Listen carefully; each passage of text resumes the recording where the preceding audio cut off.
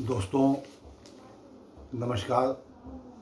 दैनिक लोकसोधन के editorial page पर आज हम आपसे संवाद करना चाहते हैं देश में बढ़ती हुई महंगाई को लेकर के।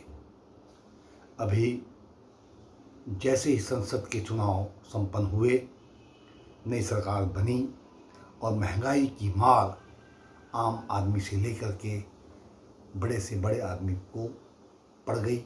साफ साफ यह तो दिखाई देता है।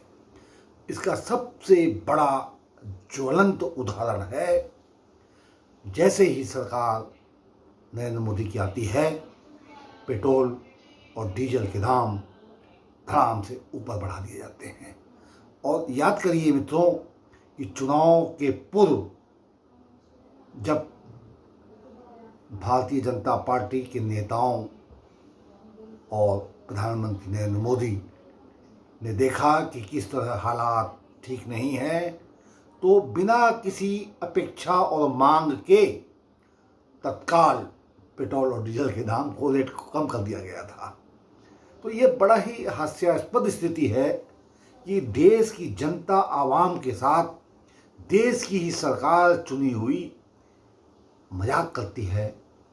चुनाव के पहले दाम कम कर देती है और चुनाव के बाद जैसे ही सत्ता में हम आते हैं रेट बढ़ा दिए जाते हैं। आज परिणाम स्वरूप सब्जियां, दाल दलहन, चावल, गेहूं, इन सारी चीज़ों जिन्स के रेट बढ़ते ही चले जा रहे हैं। इस पर कोई कंट्रोल नहीं है। बात तो यह की जाती है सरकार के द्वारा कि हम मीटिंग पर मीटिंग कर रहे हैं, बैठक पर बैठक कर रहे हैं और हमारी उस पर निगाह है। जैसे अमेरिका कभी कहता था कि अगर कोई चिड़िया भी पेड़ पर बैठी हुई है तो अमेरिका उसे देख रहा है। यह एक माहौल बनाया गया था। वैसे ही कैबिनेट हमारे देश की बार बार कहती कि कैबिनेट कहती है कि महंगाई पर हमारी निगाह है, मगर महंगाई है कि वो लगातार बढ़ती चली जा रही है। निरंकुश, उस पर कोई कंट्रोल सरकार का दिखाई नहीं देता।